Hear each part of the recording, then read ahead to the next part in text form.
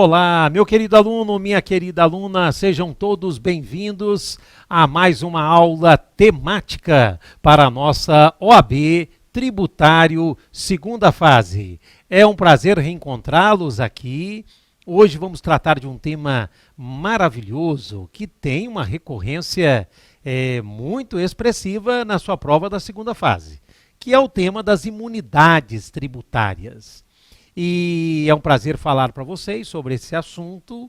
Eu escrevo muito sobre o tema, trabalho bastante no escritório com imunidades, foi a minha tese de doutoramento. Então, assim, eu me sinto em casa e, mais do que isso, muito feliz, né, em poder ajudá-los nessa temática.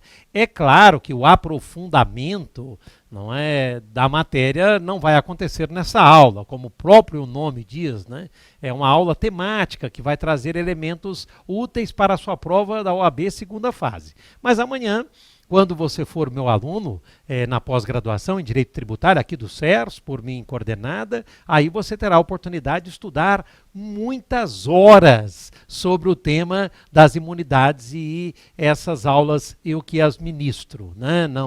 Não são os meus convidados. Então lá faremos o aprofundamento. Aqui, aula focada para a sua OAB segunda fase, tá bem? É um prazer estar com vocês. Aula número 3, né? Como nós podemos verificar aqui no nosso material. Vamos que vamos. Olha lá. OAB segunda fase, Direito Tributário, Eduardo Sabag. Temos aqui o nome aula temática, abaixo um pouquinho do nosso currículo, você já conhece. E aqui sim a indicação dos temas que couberam a mim. A primeira aula estudamos decadência e prescrição, não é muito importante para a segunda fase, né? Quer dizer, a probabilidade, né, de esse tema estar na peça, nas questões, gigante, né? Depois estudamos princípios na segunda aula. Hoje vamos estudar imunidades, né? E a aula derradeira, a aula temática de número 4, será sobre responsabilidade tributária, tá bem? Então, aula temática 3/4, a estimativa é que façamos esta aula em 4 blocos, de repente poderemos até diminuir, porque não há uma delimitação específica do tempo. O importante é vencermos a matéria, tá? E aí, vamos que vamos. Estudo das imunidades tributárias. O que nós temos? Nossa sugestão do conceito de imunidade. Vamos ler. Norma constitucional de exoneração tributária que, justificada no conjunto de caros valores proclamados na Carta Magna, inibe negativamente a atribuição de competência impositiva e credita ao beneficiário o direito público subjetivo de não incomodação perante o ente tributante. Eu tirei esse conceito, aí, ou sugestão do conceito do nosso manual. Bem, a primeira coisa, por que é importante você saber um conceito de imunidade para a sua prova da segunda fase?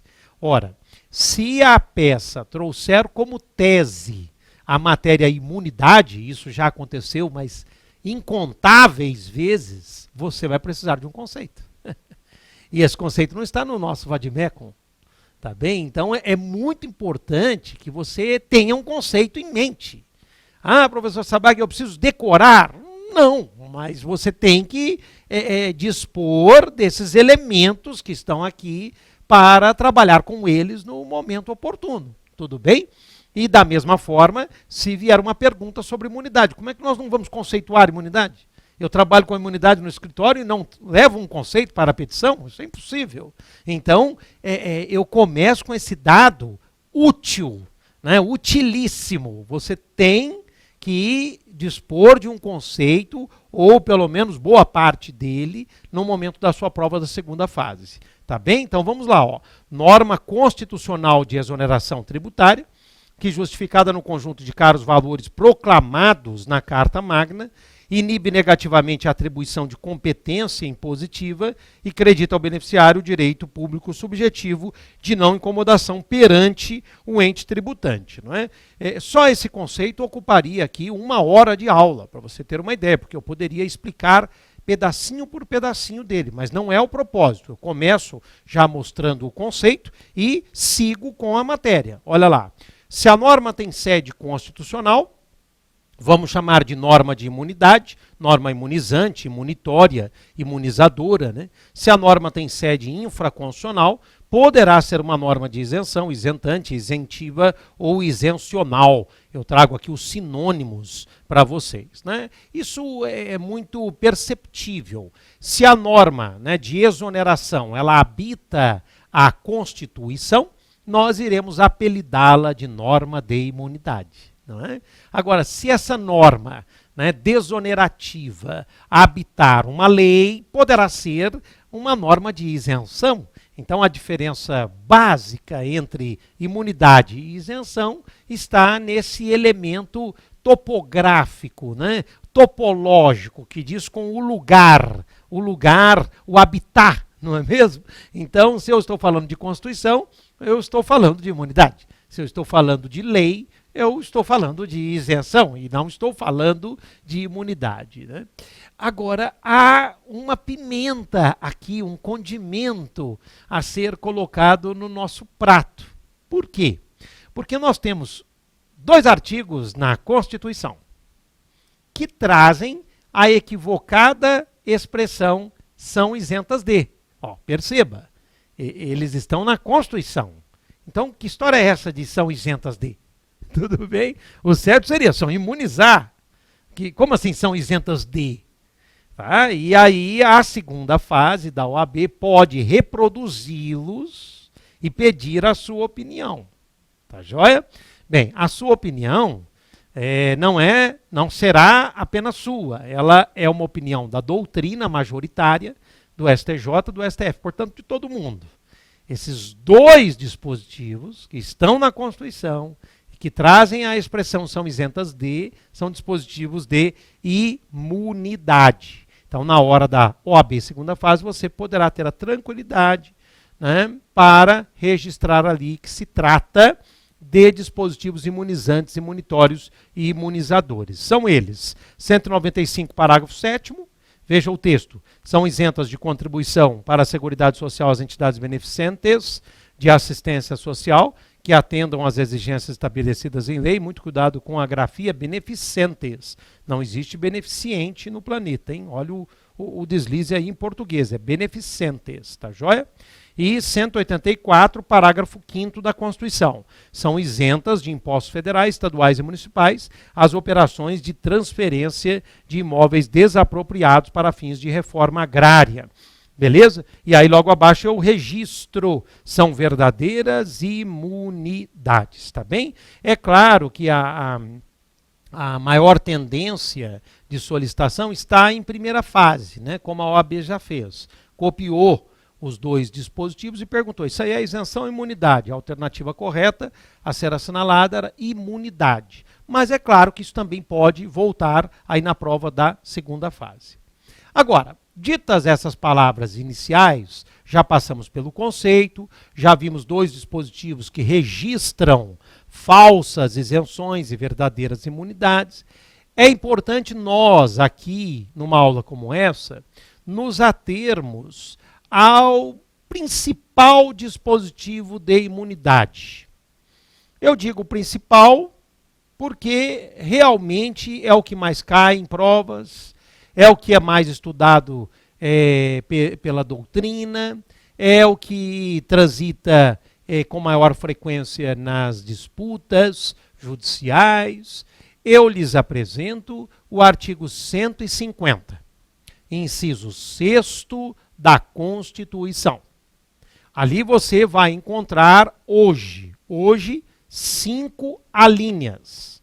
Até 2013 havia apenas 4 alíneas, A, B, C, D. Hoje nós temos A, B, C, D e a linha E. A linha E. Bom, aonde eu quero chegar? Cada alínea traz uma imunidade específica. E assim, a OAB adora pedir o tema. Então pode pedir a linha A, pode pedir a linha B, pode pedir a linha C, a linha D e a linha E. Sempre lembrando, há uma profundidade oceânica para cada alínea. Nós aqui vamos trazer o que tem maior probabilidade de incidência na sua prova da segunda fase. Mas como eu lhes disse, quando você tiver tempo para estudar o tema, com profundidade, né, no meu manual de direito tributário são 100 páginas só sobre esse artigo, para você sentir o drama. São 100 páginas do livro. É quase um livro à parte só sobre esse artigo. Nossa, professor Sabag, você vai me falar, será que eu vou conseguir ter uma visão boa para a segunda fase? Vai, porque aí entra a nossa experiência para ajudá-lo. Tá? Eu sei o que pode cair, o que não deve cair na sua prova, então facilita muito, tá bom? Então vamos lá, ó. Principal dispositivo de imunidade tributária. Artigo 150. Sem prejuízo de outras garantias asseguradas ao contribuinte, é vedado, quer dizer, é proibido, é defeso à União, aos Estados, ao Distrito Federal e aos municípios, aí inciso 6º, instituir impostos sobre, veja que o tributo que está sendo afastado é imposto, consequentemente, os demais tributos vão incidir normalmente nas histórias das alíneas. Eu até deixei claro isso aqui do lado direito. Ó, uma taxa, uma contribuição de melhoria incidem, está ali com a seta apontada, tá bem? Isso também pode cair na segunda fase, já caiu muito na primeira. A imunidade, que deverá nos ocupar até o fim da aula, é esta aqui, artigo 150, inciso 6º, e você está vendo que ela é apenas para impostos. Poxa, vai estar com o seu vademecum aberto. Não tem como você errar um troço desses. Numa primeira fase você pode. Ah, eu me esqueci, professor, aqui você está com o vademecum aberto, olhando para o dispositivo. Tudo bem? Então a imunidade é para impostos, não é para tributos. Por quê? Se é para impostos, outros tributos vão incidir, como uma taxa, como uma contribuição de melhoria. Perfeito. Vamos adiante, apenas lendo as alíneas para um primeiro contato. A linha A, patrimônio, renda e serviços uns dos outros. Vocês vão ver, o nominho da linha A é imunidade recíproca. A linha B, imunidade para templos de qualquer culto. Vocês vão ver que o nominho para ela é imunidade religiosa. Para cada linha há um nome que a doutrina oferta e você vai ter que dizer esse nome. Não está no vademecum. Tudo que eu falo para vocês que não está no vademecum, como que você vai demonstrar na segunda fase? A partir do convívio conosco, comigo, com a professora Josi, e com o seu estudo em casa. Então você tem que, ao tratar da imunidade XYZ, você tem que dar um nome para ela, beleza? Então a linha A, imunidade recíproca, a linha B, imunidade religiosa. A linha C, veja que o texto é gordinho, né? Ó, patrimônio, renda ou serviços dos partidos políticos, incluindo aí as fundações, as entidades sindicais de trabalhadores, as instituições de educação e as instituições de assistência social, sem fins lucrativos, atendidos requisitos de lei. Então você está notando que são 4 pessoas jurídicas protegidas na linha C. Há um nome para ela que eu costumo usar em minhas obras, imunidade não autoaplicável. Mas daqui a pouquinho você vai perceber esse nome, até a grafia que é um pouquinho complexa, tá? Legal. E a linha D de dado, imunidade para livros, jornais, periódicos e o papel destinado à sua impressão. É a chamada imunidade de imprensa. E finalmente a linha E, que entrou, veja lá embaixo em vermelhinho, ó, com a emenda 75 de 2013, entrou na Constituição, né? E aqui nós temos a chamada imunidade para a música, ou imunidade musical, tudo bem? Veja o texto, bem técnico, ó. Fonogramas e videofonogramas musicais produzidos no Brasil, contendo obras musicais ou literomusicais de autores brasileiros, ou obras em geral, interpretadas por artistas brasileiros, bem como suportes materiais ou arquivos digitais que os contenham, salvo na etapa de replicação industrial de mídias ópticas de leitura a laser. Então você percebeu um texto muito técnico, muito carregado, né? Sem a ajuda do professor, você não consegue avançar num texto como esse. Tudo bem? Por isso que eu estou aqui, né, para estender-lhes a mão e vou dar esse auxílio aí necessário, tá bom? O que vamos fazer a partir de agora? Começar o ataque, a linha por a linha, tirando 10 para a OAB tributário segunda fase, combinado? Então vamos lá, olha. 156A, o nome da matéria, imunidade recíproca, legal, e aí eu repito o texto, olha lá, a linha A, sem prejuízo de outras garantias asseguradas ao contribuinte, é vedado à União, aos Estados, ao DF, aos municípios, instituir impostos sobre patrimônio, renda ou serviços uns dos outros, né? O que seria uns dos outros? União, Estado, município e DF. E aí podemos, né, avançar na matéria. Que tal um bate-papo inicial para depois nós seguirmos com os slides? O que você está vendo aqui? Você está vendo, basicamente, que a União não vai poder cobrar imposto do Estado, o Estado não vai poder cobrar imposto da União, a União não vai poder cobrar imposto do município, o município não vai poder cobrar imposto do Estado. E assim sucessivamente. Ou seja, há uma proibição de cobrança mútua de impostos. E aí você fala, mas professor Samarco, por que existe isso? Porque governo não pode cobrar imposto de governo. Essa é a ideia. Agora, com mais robustez, né, teórica, eu diria que há um princípio que está sendo homenageado aqui, que é o princípio federativo. Ou seja, essa imunidade recíproca, ela homenageia o quê? O federalismo de equilíbrio, o federalismo de cooperação, evitando que um Estado cobre imposto de outro, porque a relação entre, né, um Estado, uma entidade política, melhor dizendo, a relação entre as entidades políticas ou federadas, né, União, Estados, municípios e DF, é uma relação de paridade. Ela não é uma relação de hierarquia. Né? Os entes, isso você aprende em direito administrativo, os entes políticos, eles são parificados, eles não são hierarquizados. E a cobrança de imposto pressupõe uma hierarquia entre aquele que cobra e o de quem se cobra. Essa é a lógica, porque nada melhor do que a gente aprender uma matéria com lógica, né? Ainda mais numa segunda fase que você não precisa decorar, você vai abrir o vademecum, você tem que ler aquilo e sentir, né, o que está ali dentro da matéria. Essa é a dificuldade que nós vamos fulminar aqui com as explicações. Então, eu começo já mostrando que o vetor axiológico, o que é o vetor axiológico? O valor, né, que está homenageado na norma. É o pacto federativo, você pode falar em isonomia entre as pessoas políticas, até mesmo em ausência da capacidade contributiva da entidade política. Muito bem. Veda, por exemplo, que Estados-membros cobrem IPVA de veículos pertencentes a municípios, que os municípios cobrem IPTU relativamente à propriedade de prédio pertencente à União. Então, assim, esses exemplos já transitaram em provas anteriores da OAB e você tem que estar preparado, preparada para dar nomes aos bois. Se eles falarem lá, olha, uma prefeitura, né, recebeu uma notificação do Estado cobrando IPVA relativamente aos veículos de sua propriedade. Dê a sua opinião. O que você vai falar? Olha, a prefeitura, o município, é imune ao IPVA.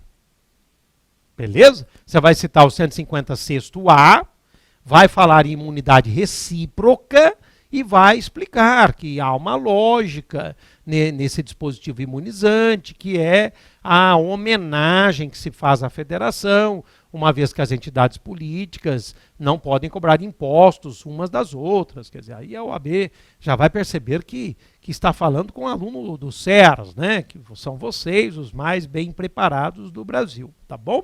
Então você já traz todo o elemento aí valorativo para a imunidade. Vamos adiante. Você viu que os impostos afastados são aqueles que incidem sobre patrimônio, eu cito como exemplo IPTU e IPVA, sobre a renda, eu cito o imposto de renda, e sobre serviços, eu cito aqui o ISS. Então, assim, na linha A, né, você notou o dispositivo, ali se menciona, veja a última linha, impostos sobre patrimônio, renda e serviços. Essa é uma classificação de impostos, adotada pelo CTN. Quer dizer, são afastados impostos sobre o patrimônio, e assim classificados, impostos sobre a renda e impostos sobre serviços.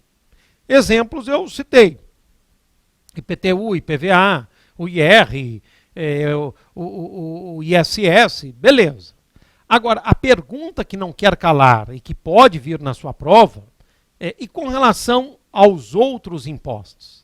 Aqueles que não entram nessa classificação. O STF já veio e já estendeu a imunidade para outros impostos, ainda que não sejam classificados como imposto sobre patrimônio, renda e serviços. Tudo bem? Então é possível que a OAB faça alguma pergunta explorando um imposto que não seria assim classificado. Professor Sabag, me dê um exemplo. Pois não. Então vamos aos casos concretos, né, com os quais eu lido no escritório. Vamos imaginar uma municipalidade, né, uma prefeitura, que importe um piano, porque ela vai deixar esse piano no centro lá de cultura para estimular as habilidades musicais, né, da comunidade, enfim. E aí esse piano veio pelo navio e a Receita Federal do Brasil, lá no Porto de Santos, está exigindo os impostos aduaneiros para liberar esse piano que foi importado por uma prefeitura. E aí vem a OAB e pede a sua opinião. Quer dizer, uma pergunta de altíssimo nível, né? Porque ela foge do lugar comum, né? A começar pelo imposto, que não é imposto sobre patrimônio, renda e serviço. Você tem que estar muito bem para responder a essa pergunta. E você vai estar. O que você vai dizer?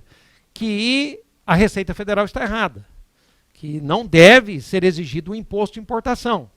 Mas você não pode deixar de dizer o seguinte, que assim entende o STF, que deu uma interpretação ampla ao rol classificatório impostos sobre patrimônio, renda e serviço. Por ser uma interpretação ampla, inclui o imposto de importação. Professor Saber, que o senhor falou STF, cadê a súmula? Não, que súmula? Quando tem súmula eu falo. Se eu não falei súmula é porque não tem súmula. Isso daqui é o entendimento do STF. Eu brinco assim porque uma vez o aluno falou: professor, cadê a súmula? Eu falei: mas que súmula? É o entendimento do STF. Nos nossos livros o entendimento está lá. Você vai para uma prova que você não pode colocar uma jurisprudência. De onde você teria tirado? Isso vai representar o quê? Uma cola e você pode ser eliminado da sua OAB segunda fase. Você vai só escrever segundo o STF. Combinado? Agora, quem quiser conhecer a jurisprudência, no nosso manual eu conto essa história e outras. Tá? E eu deixo isso claro. Ó. O que o STF acha dessa limitação? A proteção deve ser ampla quanto aos tipos de impostos. Exemplos: o imposto de importação, que é essa história do piano, o IOF também podem ser afastados, ainda que não se enquadrem no rol classificatório. Tá? Então veja, STF assim entende. A historinha do IOF é a mesma coisa. Uma prefeitura, né, fazendo operações financeiras e a União vindo cobrar IOF. E aí a OAB perguntando: o que você acha disso? Quer dizer, pergunta show, né? Você vai dizer: ó, não incide o IOF. Tá? Por quê? Porque é imunidade recíproca. Ah, e por quê? Ah, porque está na linha A. Ah, mas na linha A só fala imposto sobre patrimônio, renda e serviço. Aí você tem que explicar. O STF deu interpretação ampla ao rol, senão não é a resposta completa. Tá bom? Legal, ó. Eu deixo tudo bem explicadinho nos slides, vocês já estão acostumados, né? O rol classificatório, que é esse imposto sobre patrimônio, renda e serviço, aparece em vários pontos do texto constitucional, exigindo em todos eles a mesma interpretação ampla, na esteira do STF. Tem na linha A, quando chegarmos à linha C, vamos reencontrar a temática, tem no parágrafo 2º, tem no parágrafo 3º e tem no parágrafo 4º. Então, em todos os lugares em que aparecer a menção imposto sobre patrimônio, renda e serviço, você deve dar uma interpretação ampla. Mas, para nós tirarmos 10 na linha A, para a sua OAB, segunda fase, tributário, além dela, você tem que conhecer o parágrafo 2º do artigo 150. É para lá que nós vamos. Veja, 150, parágrafo 2º. A vedação do inciso 6º, a linha A, é extensiva às autarquias e às fundações instituídas e mantidas pelo poder público, no que se refere ao patrimônio, à renda e ao serviço, olha o rol aí, vinculados às suas finalidades essenciais ou às finalidades que decorram das essenciais. Já estou fazendo a interpretação aí da crase, né, que apareceu. Muito bem. Aonde eu quero chegar? Eu quero lhes mostrar o seguinte, que a imunidade recíproca, ela também será aplicada às autarquias e às fundações públicas. Tudo bem? As autarquias e as fundações públicas. Tá joia? Então, nós devemos ficar atentos, porque se eles perguntarem sobre um IPTU que estaria incidindo sobre a propriedade de um prédio, de uma autarquia federal, beleza? O que você vai dizer? Não incide esse IPTU, é imunidade recíproca, só que muito cuidado. O dispositivo que justifica não é precisamente a linha A, é o dispositivo que decorre da linha A, que é o parágrafo 2º. Por que eu estou dizendo isso? Porque se você só citar a linha A e eles perguntarem de autarquia, você, no meu gabarito, já teria errado. Porque se falou de autarquia, você é obrigado a trabalhar com o parágrafo 2º. Tá bem? Eu sugiro que você cite a linha A e também cite o parágrafo 2º. Mas é claro que falando só do parágrafo 2º, eles teriam que aceitar, porque o parágrafo 2º faz menção à linha A. Beleza? Mas para evitar, né, comece pela linha A e cite o parágrafo 2º e fala, não incide esse IPTU sobre prédio de autarquia federal. Beleza? Agora, muito cuidado. Há uma condição lá no final, ó, vinculado às suas finalidades essenciais. Então, esse prédio da autarquia federal, para ser imune ao IPTU, tem que estar voltado para uma finalidade autárquica. Tudo bem? Então, assim, temos que ficar atentos. Porque, como eu explico nas minhas aulas e em outras ou por palestras, né, se esse prédio da autarquia federal não for destinado ao propósito autárquico, em tese é possível se falar em incidência do IPTU. Por quê? Porque a condição daqui, não sou eu que estou falando. Olha a condição na parte final, ó. Vinculados às finalidades essenciais ou delas decorrentes. Mas assim, com toda franqueza, é um nível de exigência que eu já acho demais para a sua prova da OAB tributária segunda fase, mas pode cair. Tá? Então, assim, um terreno baldio de uma autarquia federal vai ser tributado. Agora, aquele prédio de uma autarquia na qual ela desenvolve o seu munus, a sua atividade principal, é imune ao IPTU. Esse é o jogo. Tá? Agora, perceba, a imunidade é para autarquias e fundações públicas, as chamadas autarquias fundacionais, né? Ambas detentoras de personalidade jurídica de direito público.